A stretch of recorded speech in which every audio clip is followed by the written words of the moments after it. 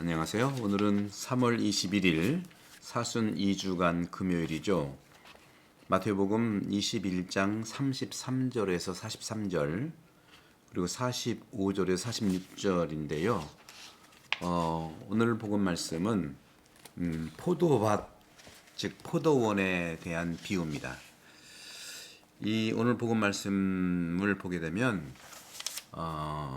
창조부터 종말에 이르기까지 하느님의 구원 계획을 얘기하고 그 비유로 하느님 구원 계획 비유로 포도원 이야기를 얘기하고 있죠.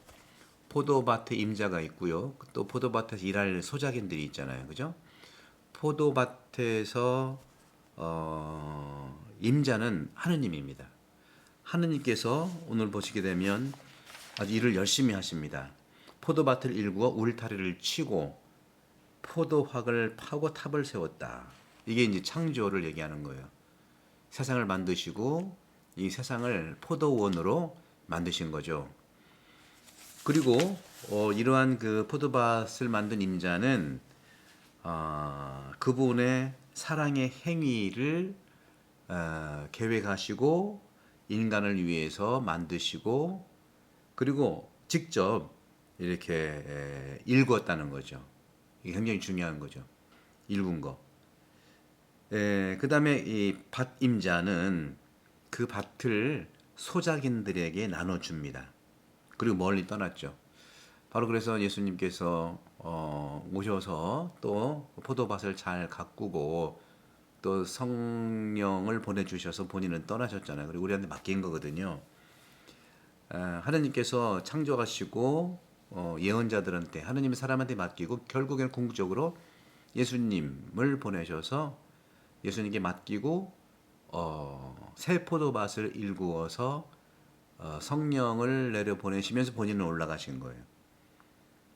그래서 이 밭임자는 이렇게 그 밭을 구약의 하느님이 만드신 포도원을 신약의 예수님께서 다시 새롭게 하셔서 새 포도밭을 주셔서 소작인들에게 주고 멀리 떠났다는 거죠. 멀리 떠났다.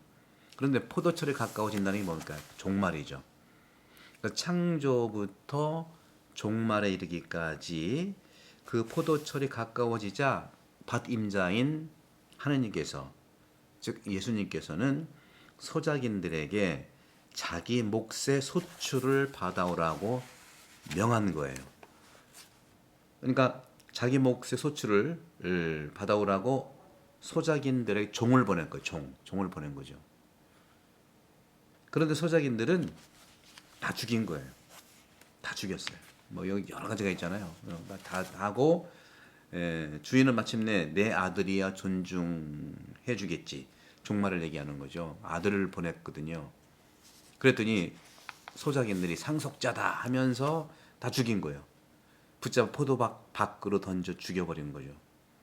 그 포도밭 주인이 와서 어떻게 하겠느냐 하면서 제때에 바치지 않는 소작인들에게 가차없이 악한 자를 쳐 없애고 제때에 바칠 즉 소출을 바치는 다른 소작인들에게 포도밭을 내줄 것이다.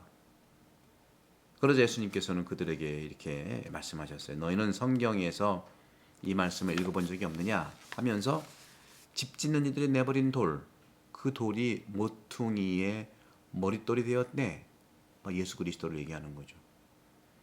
이것은 하느님이 이루신 일, 놀랍기만 하다 하는 거죠.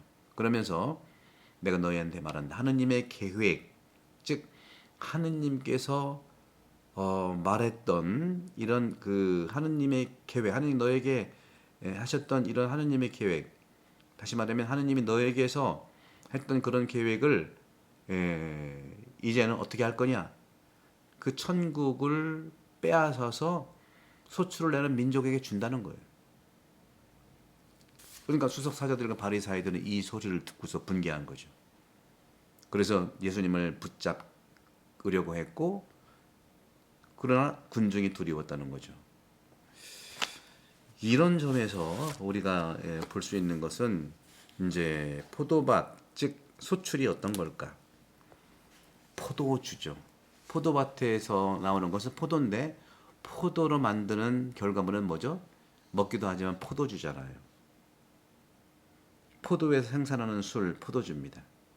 포도주는 누구랑 마십니까? 친구랑 마시는 건 뭐예요? 막걸리인가? 일할 때만 먹는 게 막걸리고, 또 좀 갈등이 있다가 회포를 풀으려면, 화해하려면 또 막걸리가 아니라 소주를 먹나요? 우리 한국 사람들? 그런데 이 포도주는요, 가족들이나 또 애인들 사이에, 가까운 친구들 사이에 마시는 거죠. 바로 미사가 친교의 미사니까 미사 때에 사실은 포도주를 먹는 거죠. 이렇게 해서 포도는요, 결국은 사랑을 의미합니다. 사랑. 땅에서 난 소출. 포도는 하늘에서 커다란 가치를 나타내는, 즉 종말에 있어서 완성되는 것은 사랑이었냐 아니냐는 거죠. 본래 라틴 말에 포도의 뜻을 비나라고 하는 비나. 그래서 이태리 말로 포도주는 비노의 비노, 와인이라고 이제 영어로 하죠. 비노인데 이것은 포도라는 비나에서 나온 거고, 포도의 의미 비나는 사랑이라는 뜻을 가지고 있죠. 포도는 사랑이에요. 하느님이 소작인인 우리에게 요구하는 것은 다른 것이 아니라 포도, 사랑을 가꾸고 재배하고 키우라고 하는 그런 주문이라고 이제 말할 수 있습니다. 그러니까 가꾸는 사랑을 얘기합니다. 가꾸는 사랑, 키우는 사랑을 말하죠. 포도는 이렇게 가꾸고 키우는 사랑을 당신이 소출로 바치라는 거예요. 다시 말하면 성숙한 사랑을 얘기하죠. 포도주는 오래되면 될수록 좋다고 하잖아요. 성숙한 사랑. 이렇게 사랑의 열매를 맺어야 된다는 겁니다. 그렇지 않을 때 얼마나 포도밭 주인의 수고는 허무하고 또 고생스럽지 않겠습니까? 하지만 하느님은요, 예수님을 통해서 그 사랑을 말씀뿐만 아니라 행동으로 옮기신 분이에요. 십자가의 길을 가기 전까지는 말씀과 기적으로, 이적으로 보여주셨고, 궁극적으로는 행동으로 옮기셨는데, 바로 그 행동의 사랑, 러브 인 액션이 아들을 세상에 보내신 육화의 신비도 있으면서도 우리를 살리시는 매번 하는 십자가. 십자가는 뭐예요? 아가페잖아요. 아가페. 조건이 없는 사랑. 십자가의 아가페가 바로 하느님과 예수님을 통한 사랑이라는 거죠. 저는 오늘 이 시간에 오늘 복음 말씀 중에 21장 31절에 시작할 때에 포도철이 가까워지자 그는 자기 몫의 소출을 받아오라고. 각자의 몫이에요, 여러분. 남의 몫 관심 두지 마세요.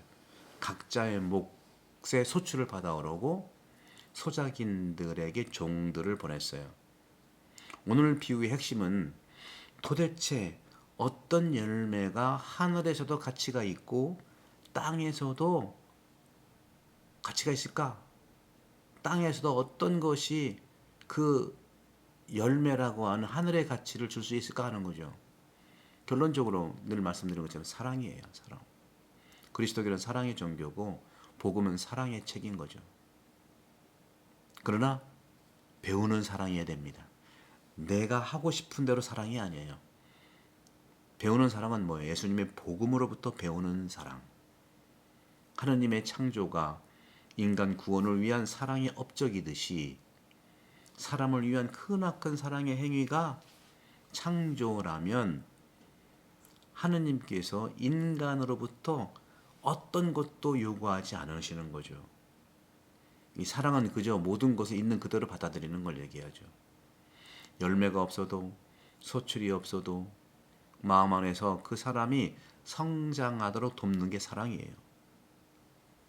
하지만 사랑은요, 중노동이에요. 그리고 사랑은요, in action, 실행이고 실천이에요.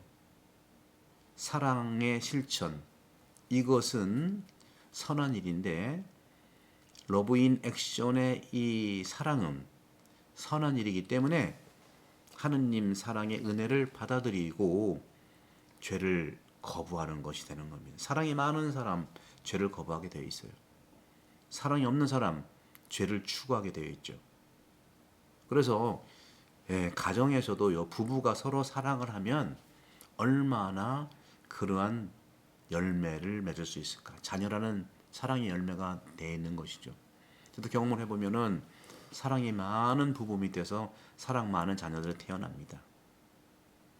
그러면 왜 복음에서 포도원이고 소출이라고 하는 것은 말씀드린 대로 포도주, 사랑을 의미했다고 그랬죠? 바로 인간을 위해서 은총을 주시고 그것을 받은 포도밭을 경작하는 것이죠. 본당도 포도밭입니다. 가정도 포도밭이고 세상도 포도밭이에요.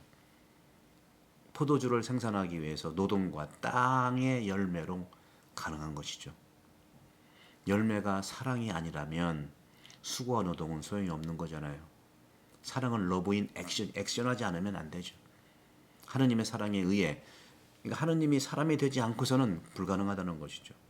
하느님의 사랑에 의해서 영감받지 않으면 세상 포도원에서 우리 노동은 공허하고 의미가 없습니다. 이것이 오늘 주님이 주시는 메시지입니다. 러브 인 액션, 사랑, 십자가, 구체적으로 아가페입니다. 구독, 성기 많이 부탁드리고 공유 많이 부탁드리겠습니다. 성부와 성자와 성령께서는 여러분 모두를 강복합니다. 감사합니다.